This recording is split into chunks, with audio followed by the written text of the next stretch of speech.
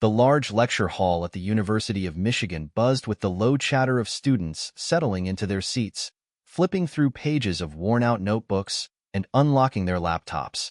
It was just another Tuesday morning in Professor Evelyn Hawthorne's advanced calculus class, a class notorious for its difficulty and for Hawthorne's brutal teaching style.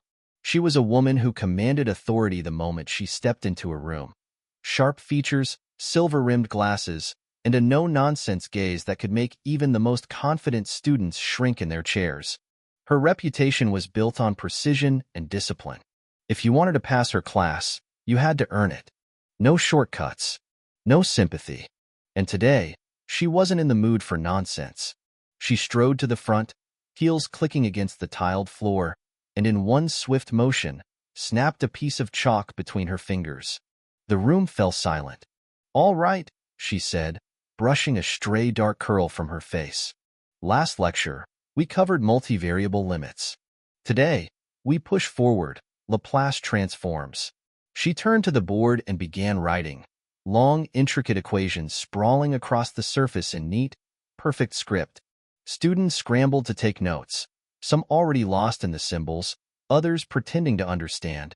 Hawthorne thrived in this environment, the struggle, the pressure, the silent competition. She knew most students would flounder, and frankly, she preferred it that way. It reinforced the idea that only the truly gifted belonged in her world. At least, that's what she thought. Somewhere near the middle of the hall, one student sat quietly, tapping his pen against his notebook. He wasn't struggling. He wasn't panicking. If anything, he looked bored. His name was Lucas Callahan, tall, lean, always dressed in a simple hoodie and jeans. Lucas wasn't the type to draw attention. He rarely spoke in class, never made a spectacle of himself. But beneath that quiet demeanor, his mind worked faster than most. Numbers, patterns, equations, they made sense to him in a way they didn't for others. He glanced at the board, eyes scanning the equation. Something was off. A small mistake. Just a minor one, but a mistake nonetheless. Lucas hesitated. He could let it go. No one else seemed to notice. But then again, if she caught the mistake later, she might double back and waste time correcting it. Before he could decide, another student raised a hand hesitantly, a girl in the front row. Professor Hawthorne? I think there's an error in the second line." The professor turned slowly, arching a brow. "An error?" she repeated, as if the very idea was offensive. She scanned the board, then smirked. "There is no error," she said flatly. The girl's face turned red, and she quickly looked down, embarrassed. Lucas exhaled, shaking his head slightly. He hated this. The way some professors dismiss students, the way they acted as if they were beyond making mistakes. And before he could stop himself, his hand was in the air. "Actually," he said, his voice calm, "there is an error." A ripple went through the room. Heads turned. Hawthorne's expression didn't change, but there was a flicker, just for a second, of irritation in her eyes. "Oh," she said, arms crossing. "Enlighten me." Lucas stood up, not out of arrogance, not to make a show of it. He just didn't like speaking from a seated position. "It's in the second step," he explained, pointing at the board. "You applied the transformation to the wrong term. The coefficient doesn't carry over that way. If you solve it using your method, the final answer doesn't match the expected result." Silence. Hawthorne's jaw tensed. She turned back to the board, scanning her own work. And then there it was. The mistake. Her grip on the chalk tightened. For a moment, Lucas thought she might just admit it and move on. But then, her lips curled into a tight smile. "Well, Mr. Callahan," she said, turning to face him, "since you seem so confident, why don't you come up here and show us the correct way?" A few students chuckled under their breath. Lucas could hear the unspoken message behind her words. She didn't want to acknowledge that he was right. She wanted to put him on the spot, make him hesitate, make him stumble. But that wasn't going to happen. Lucas set down his notebook, walked calmly to the front of the room, and took the chalk from her hand. He wasn't going to hesitate. But Professor Hawthorne had no idea what she had just set in motion. Lucas stepped up to the board, chalk in hand.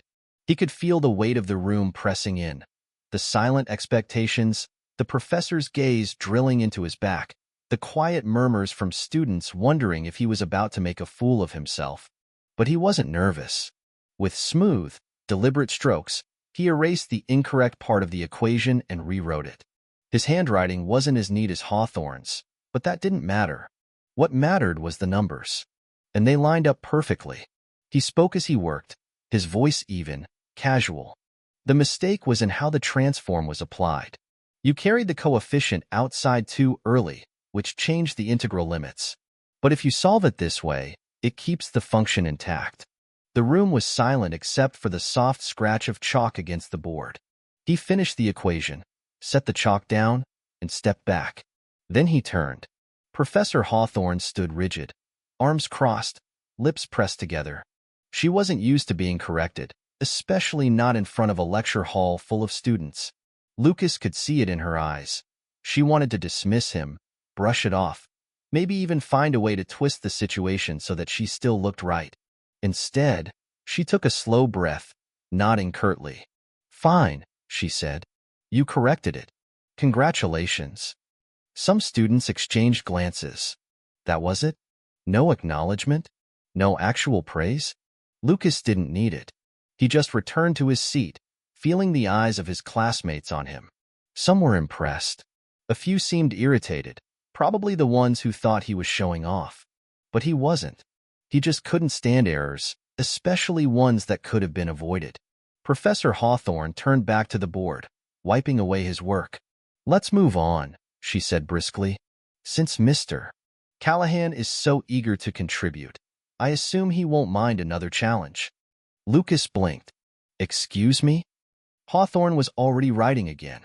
This time, a much longer equation. It sprawled across half the board, filled with integrals, limits, and a particularly tricky differential component. She finished the last symbol with a flourish and turned to face him. "Since you have such a keen eye," she said, "solve this." A few students shifted in their seats. Lucas stared at the equation. He knew exactly what she was doing. She wanted to make an example out of him. This wasn't a normal question, not for this level. The complexity alone made it clear she didn't expect him to get it right. She expected him to hesitate, stumble over the steps, maybe get partway through before realizing he was in over his head. She wanted to prove that he wasn't as smart as he thought he was. Lucas exhaled through his nose. "Fine." He stood again, walking back up to the board. A few students chuckled under their breath, clearly expecting him to struggle. Hawthorne smirked, stepping back and folding her arms. "Take your time," she said. Lucas didn't need time.